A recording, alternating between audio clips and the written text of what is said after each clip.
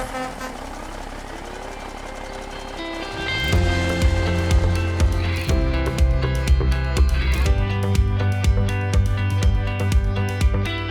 back to the Terminal Exchange, the official podcast of Nussbaum Transportation. This is episode 140, and we're talking about the ideal team player, the winning trio: humble, hungry, and smart, right? Yep. I'm with Scott Herrmann, the man, the myth, the legend. Apparently. Your title is? Yeah, the software engineering director. Okay. So. And how long have you been at Nussbaum? So I've been here 7 years. Okay. So 7 years, and you started off in recruiting? In HR. So in safety. Sorry, safety. Yep. Doing some scorecard stuff and working with drivers, Geotab. And then from there, you ended up in IT? So right before COVID, I went into IT as a project manager, and then ended up with moving to product management. We shifted stuff around, and I started managing people, and then that's kind of what got me to the spot where I'm at now. Yeah. Well, I think that's something I asked Scott to do this because he has a heart for people, right? And making teams form to be the best team they can be. Right. And yep. I had the honor of working with Scott. So starting off in IT, and he was my manager, and really has you have a heart for this. Yeah, I mean, just the potential, right? Like you get a number of people together, and they have unlocked skills, and like if you can unlock those and help them work together, like you can accomplish things that you never could, just either individually or even just like understanding like the different ways that make us each tick, and then the things that go into being an ideal team and being ideal team players. Yeah. Yeah, so relevant to all of us. We all want to love our job and love our teammates. Right. And so I love this topic of talking about what makes a good team player, and how do you not be a bad team player. Right, yeah. Yeah, none of us really want to be a bad team player. So when you ask yourself that question, like we talked about this last time on the podcast with the Working Genius, and we're on this Patrick Lencioni kick. Yeah. So he also wrote the Working Genius, and he wrote the Ideal Team Player, which has a bunch of stories in it about what it means to be the ideal team player, and he defines it as 3 things.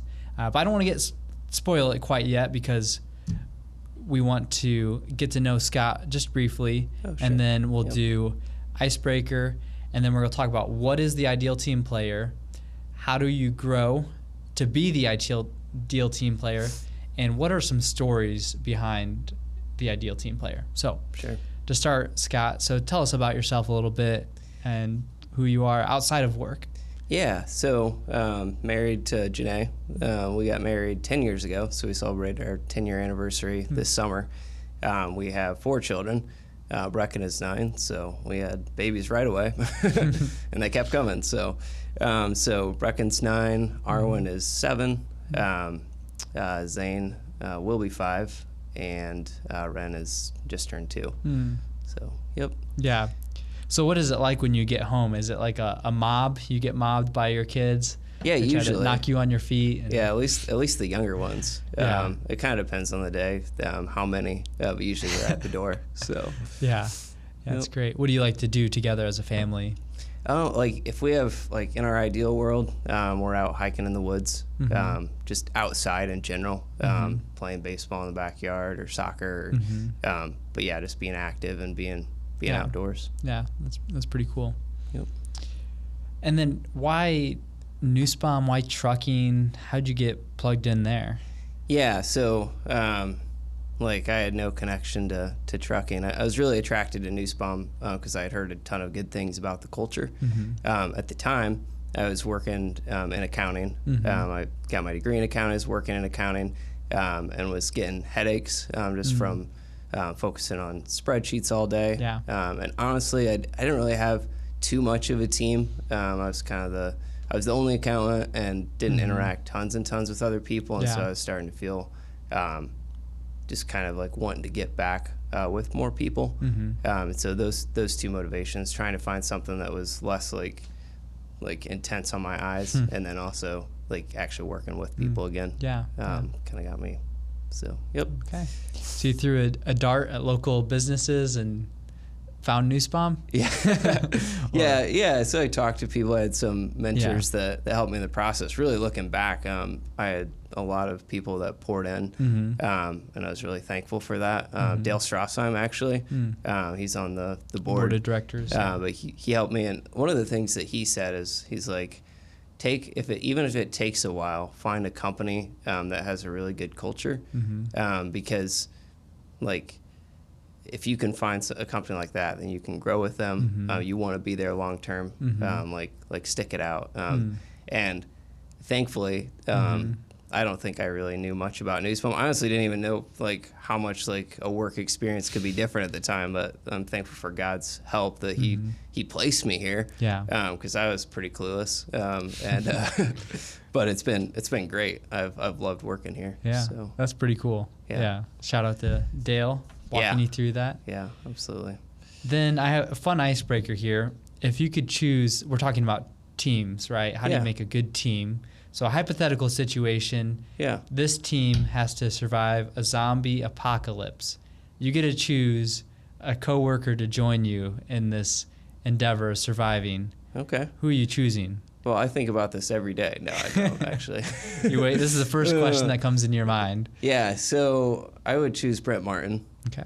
For all the obvious reasons. For one, I think he's got everything in his basement right now that we would need. Yeah. So that's like a huge plus. And then I think he would also really enjoy just having to survive. Like I think that's what he like lives for, is the day where the world kind of goes under and he can actually just like live his survivalist, just like world. And so he'd be happy. It'd be fun to be with him. Yeah. So, yeah. He lives to survive. Yeah, right? yeah. No, I get that. It. He probably knows the most about this. Yeah, I mean, it's camping, like, survival. Like he would be able to hunt animals. He'd have a bunch of supplies in his basement. He'd probably have guns and food already. And so I don't know. Yeah. That's fun. Fun way to start thinking about what makes a good person to conquer any task with. Sure. Right? Whether it's a zombie apocalypse or a spreadsheet. What's a good person to work with? Yeah. So to start, I wanted to ask, what is the ideal team player? If you could break down, what are the different aspects of the ideal team player? Yeah. So Lencioni, like that's what this is all based off of, is his book. He kind of breaks into 3 parts. Someone that's humble, someone that's like people smart is how he describes it, but basically just like understanding people and how they operate.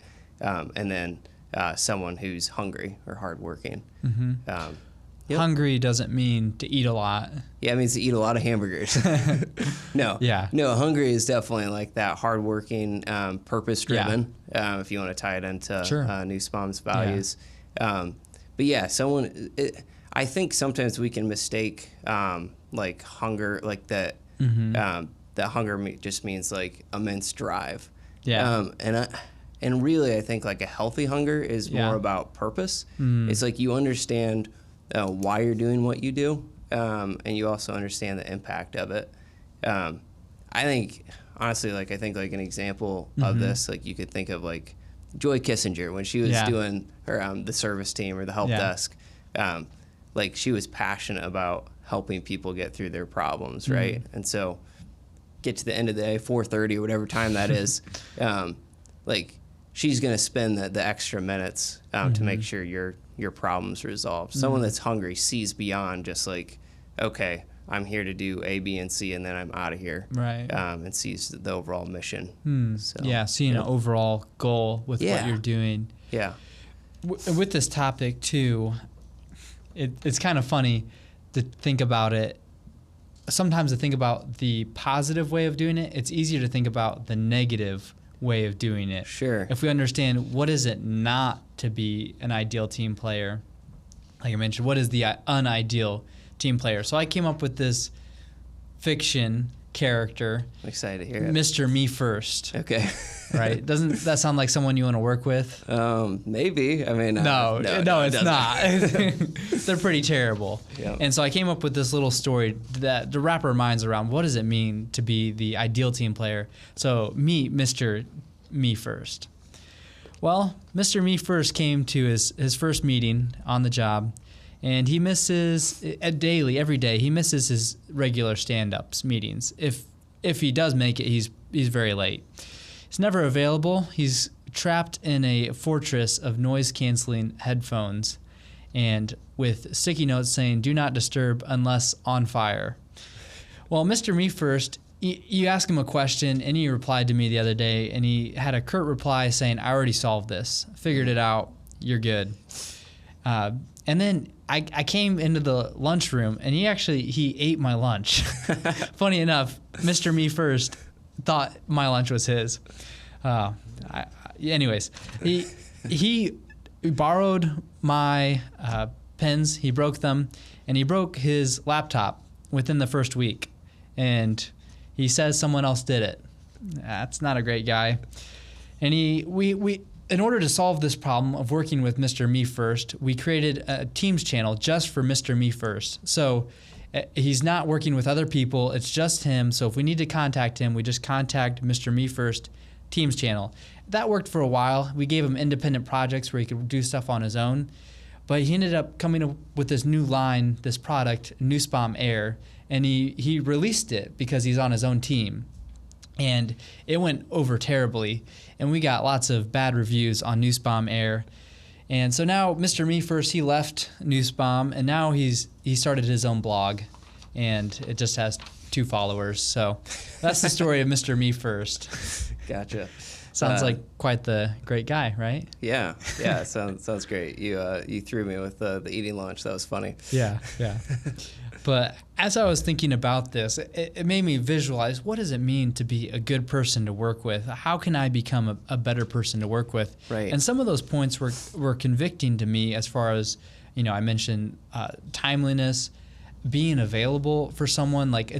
There are times to do heads down work, right? When we need to get focused, and that's when we create value. Yeah. But how do you balance that with also being someone that is a pleasure to work with, right? So those are tough questions that I'm wondering as I'm thinking about these things. Right. And obviously most people, you've never ate someone's lunch before, right, Scott? I haven't personally. I've heard of people that have. Okay. So shout out to Drew Martin. But, oh man, sorry. Throwing him under the bus. Wow. Yep. So coming back to some of these things, so we talked about hungry, wanting to take on things, know the purpose, the overall goal. Right. Yep. Walk me through, what is the humility aspect? How do you become a humble person? Yes. Or what is a humble person? Yeah. So, I think just caring about your team, just as much as you care about yourself.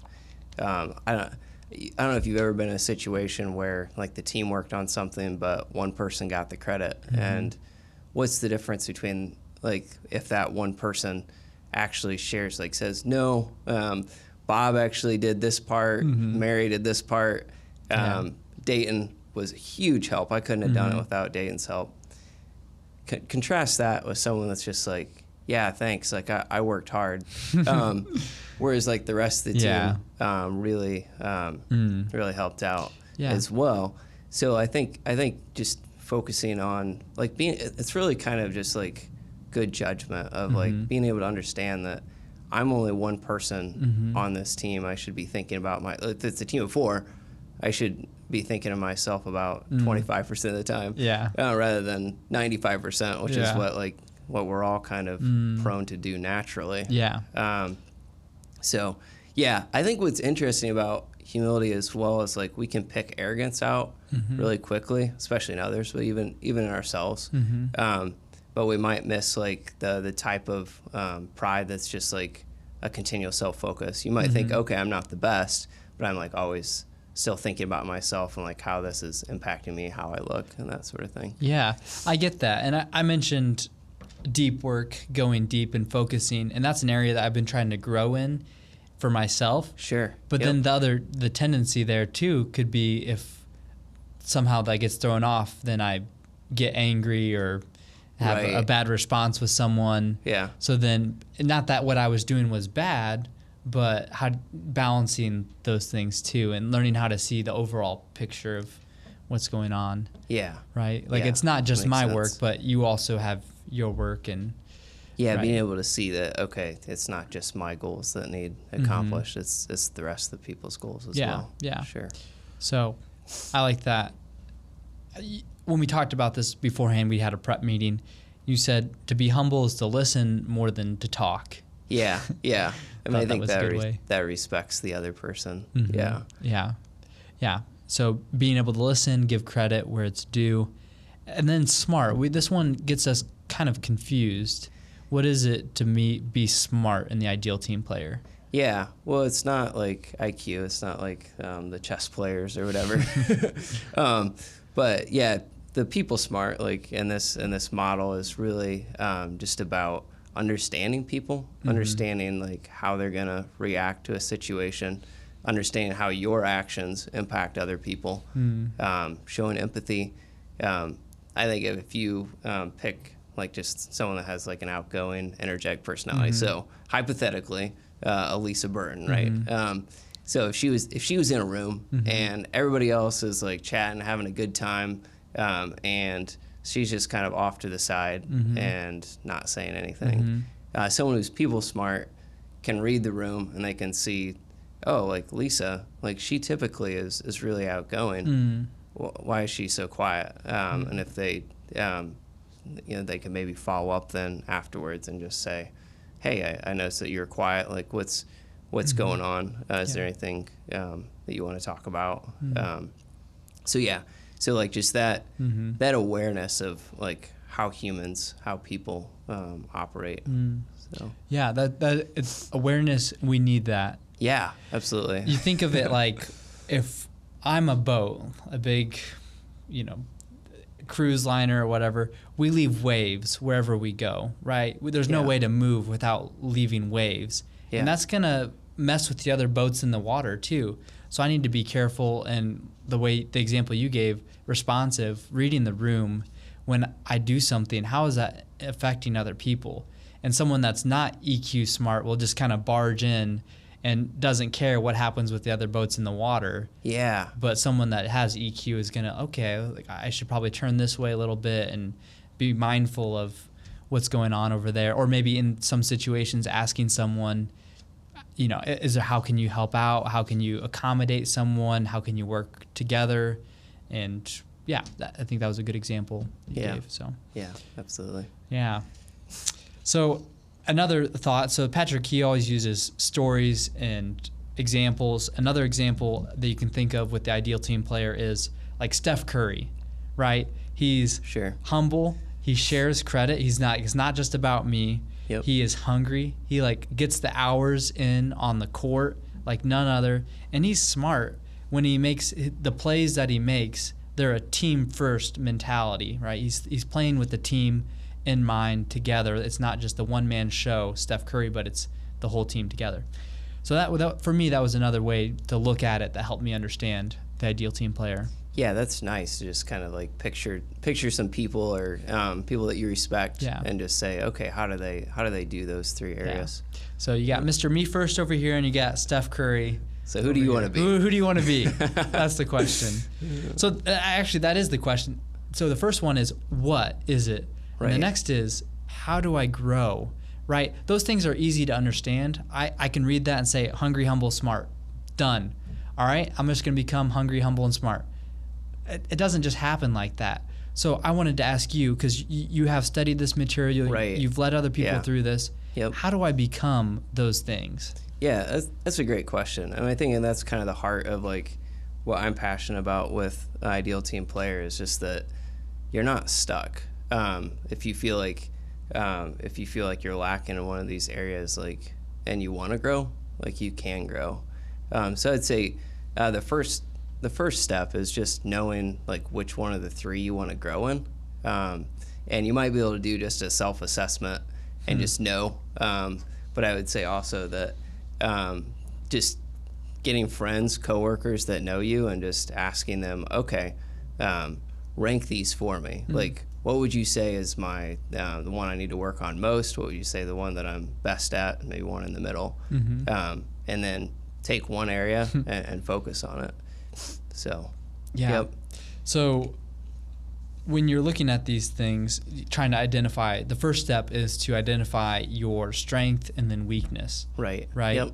So when you're doing that, looking at asking those people in your life that can help you assess that. Yep. So when you identify your weaknesses, how do you start to grow in those areas? Let's take each one as an example, right? Yep. So Dive let's into start. details. Yeah, details. Let's go with smart. How do you become a more EQ sensitive person? Yeah. So I think the first thing is like you kind of have to want to. I think with humble and hungry, those are both character based a little bit, like hardworking. Like humility, obviously, is just. I mean, it's the reverse of pride, and pride is the root of all sorts of sins. Right. But with like people smart, it's not really a character thing. It's an awareness base. And so, but I think like you talked about with your boat analogy, like awareness is key. Like if you're driving a car and someone's half blind, or if someone's that's half blind is driving your car, like that's not like a character problem, but you still don't want to drive in your car. In the same way, like if you're on a team with someone that doesn't, if you don't have people smarts, or someone on your team doesn't have people smarts, they can cause problems just by that lack of awareness. So your original question was like how do you do this? So the nice thing about Nussbaum is I feel like there's a bunch of resources that we have available through Grow Red and Lead Red. I would say usually those are some of the first good places to start. Is if you've never done the Crucial Conversations class or read the book, do that. That's a really good, just like on how to have like high conflict conversations.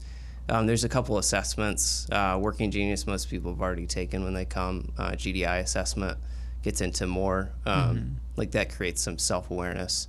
And then I would just say, like, make it a game. Practice, like, if someone's responding a certain way, like, guess, like, why they are, and then ask them, like, are you responding because of this? And they're like, no, you're totally off. And then you're like, well, okay, well, why are you responding? And then you like kind of like get like a muscle for like guessing like what people are doing, and then like affirming with them like, is that actually like why you responded that way or not? And you start to understand people more. So.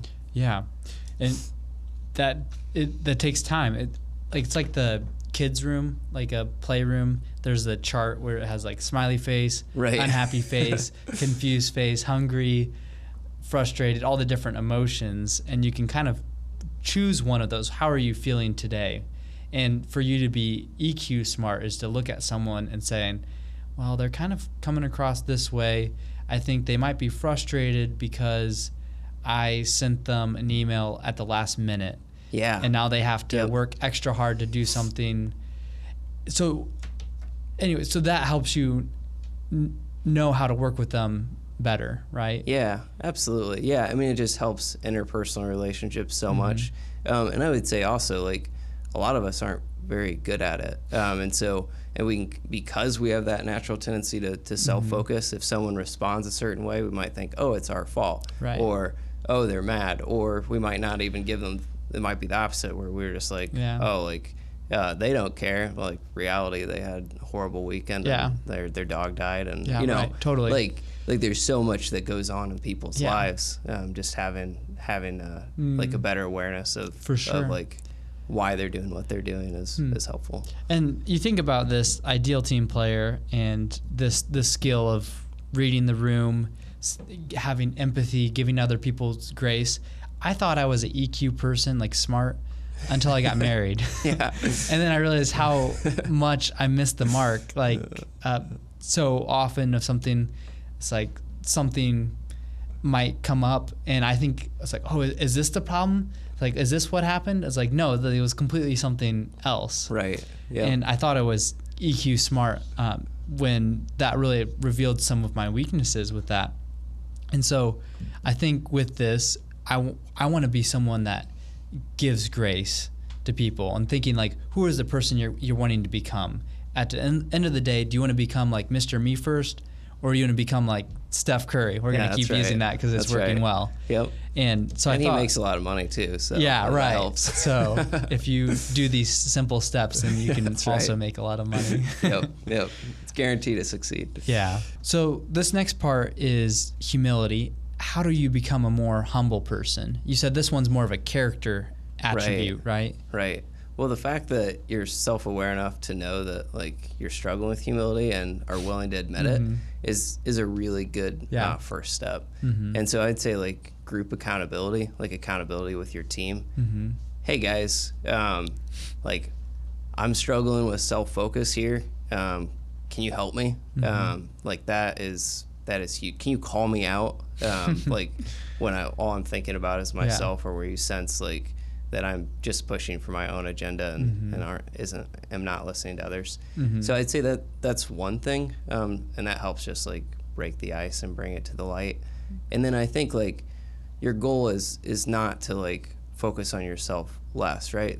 Your goal is really to focus on other people and to care about other people. And so starting with simple things like asking your coworkers, what'd you guys do over the weekend, and take an interest in their lives is like a good, both of those are just like good first steps and growing in that humility. Yeah. And I think that's someone that builds trust.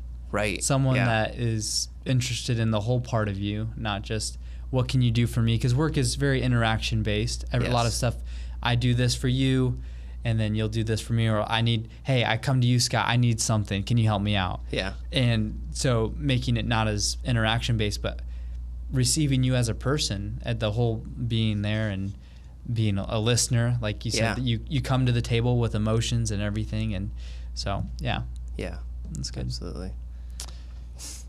So that's a great one. So a simple way to start doing humility, to practice that, is to ask someone, how was your week? And then listen. It's something that anybody can do. And then listen. That's the key part. And then listen. Don't check out. Don't All just right, be like, I'm okay, done. Checked it off the list and moving on. It's like they start talking. You have this inner monologue. I'm such a great person. I've done so good today. That's right. I'm really crushing this. Humility thing. Yep. And if you remember it a few days later, like that's bonus points. Yeah. So circle back with bring them. it back. Yep. Yeah. Ask them how is it going? Yeah. Hungry. This next one is not about eating burgers, but not that type of hunger. By having a hunger for your work and your purpose. You said this is the easiest to grow in. Why is that? I think it's because we all have internal motivations, and so it's just like tapping into those motivations. You're gonna be here for 8+ hours a day. Like why not like tap in it? Like, what do I want to accomplish? And I think we all want to accomplish something. Right. And so if you can tie in your normal day-to-day experience with like your overall goals, then that can be really helpful. Ideally, if you want to succeed, it'll be aligned with your team's goals, right? Because like your manager wants you to accomplish the goals of the team, and so understanding your team goals and getting excited about them is probably the easiest way. Like ask your manager, like what is the goal of our team? If you're not like super enamored with like your team's goals, so like for example, so like our software teams, like our 2 goals are we want users to be super satisfied with the software that they use, and we also want to drive business value for Nussbaum.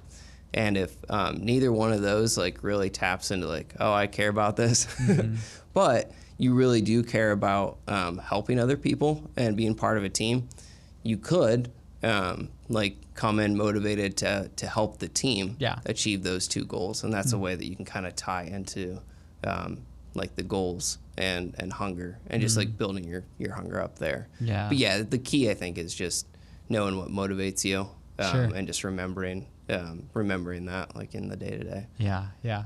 It can be easy just to become something to punch in and punch out, right? Right. So tying it back to the mission, know your why. Yes. Why are you doing this? Why do you show up? That's a great way. That's better than everything I said. I think know your why. That's great. But you explained the why. Yeah. You know, that was a great way. That was an example of how the why works. So your purpose in your department, for the whole company, for you personally, what is your why? And you can grow in hunger because you can just start doing it today. I mean, you could, the next morning, you could come to work early.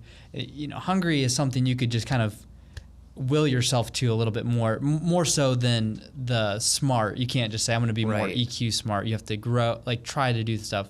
But with hunger, you can start to pick up new tasks and ask people, your teammates, hey, how can I help you do what you're doing? Yeah, it's a little bit more like actionable in your control. Do you need any help with that project you're working on? And just being able to, you can just start asking people and hopping in. Yeah. There's a quote, I think it goes something along the lines of like, if you want to care more about your job, try harder. Like just like if you start pouring in, if you start creating that focus, that in itself generates some of that energy and hunger. So just try harder. Is that original Scott Herrmann quote? No, it's not actually. My brother told it to me. I don't know if he got it originally or not.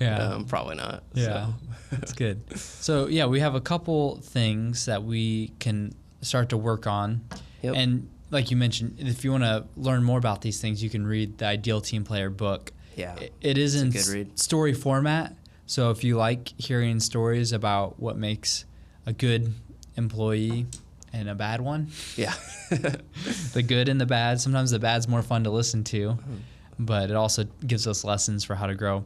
So this last part I wanted to hone in before we finish today is what are some stories and ways that it has helped Nussbaum, and then ways that it has helped you.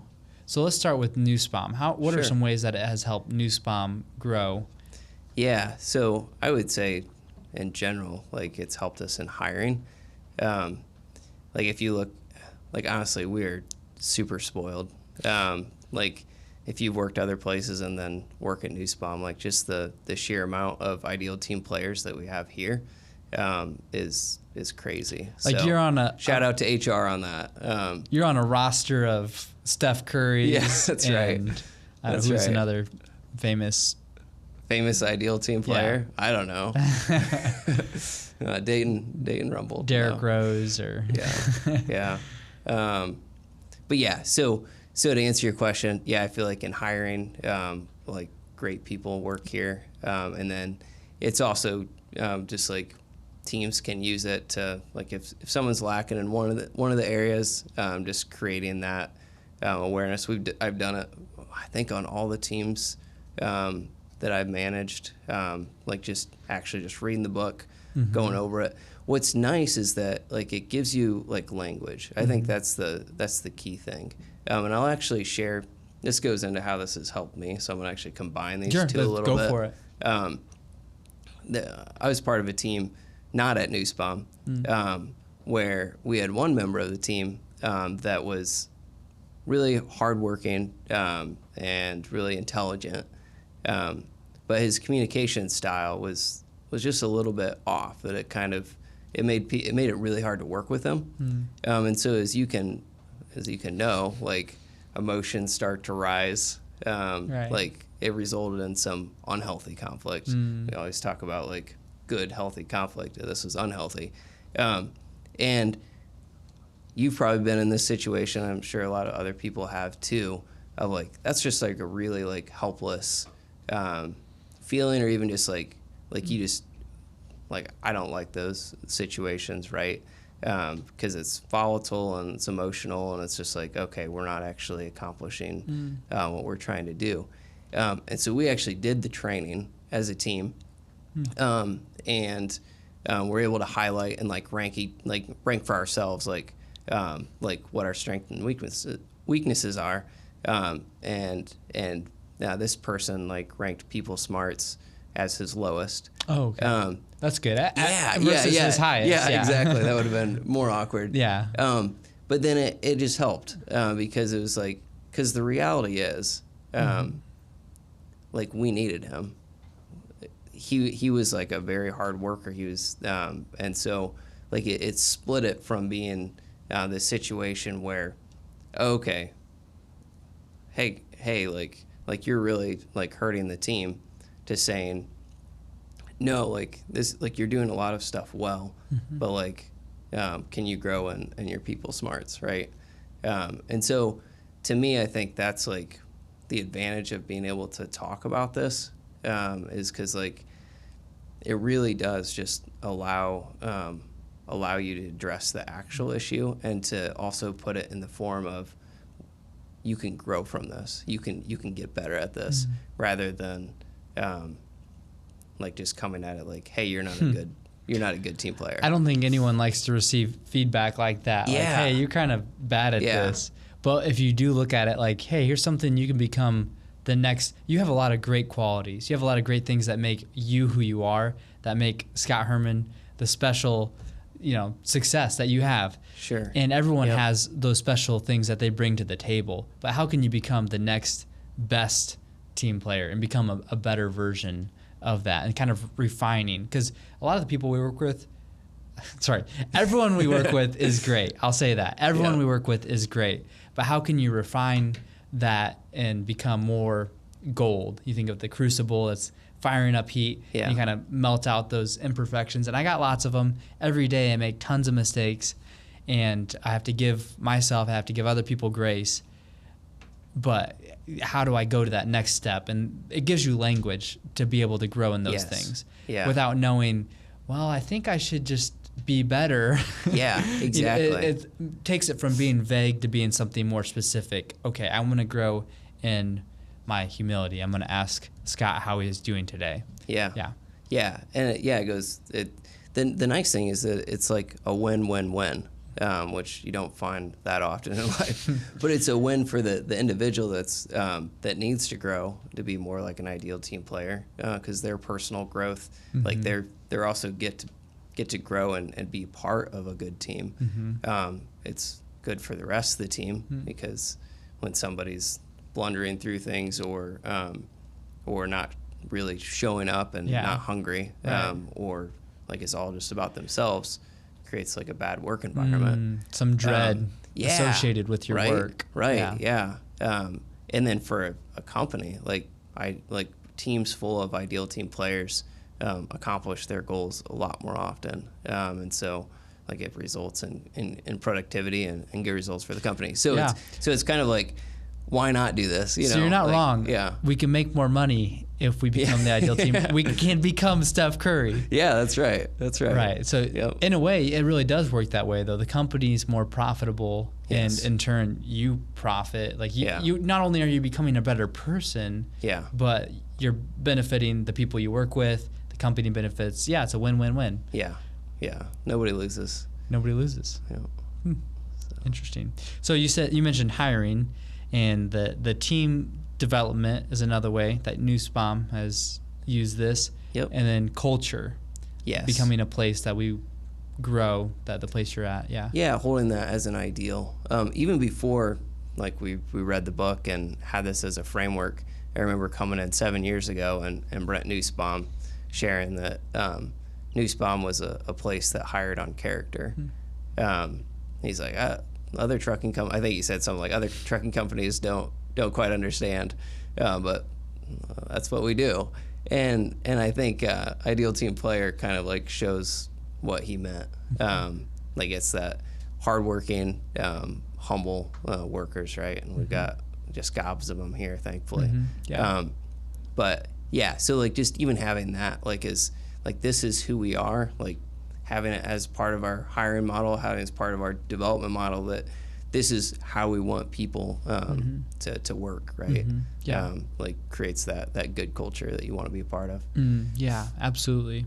So as we talk about this too, there is some searching that you have to do in it of yourself, right? In order to understand these things, to be able to perceive that I'm not a great communicator, or hard to admit. Whatever these things are for you. So how do you understand that about yourself, right? How do you realize these things?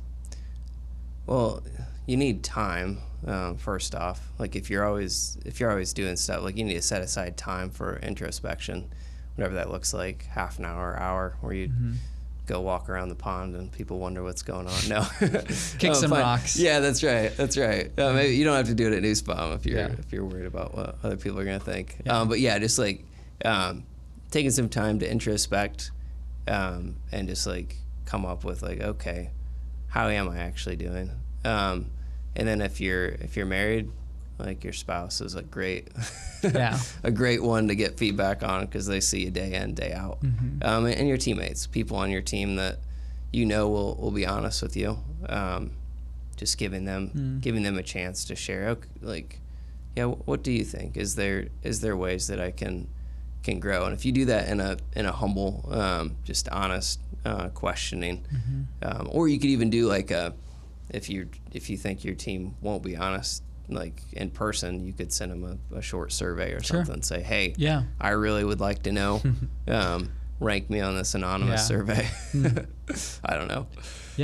Probably a lot of different ways. Would be insightful for sure.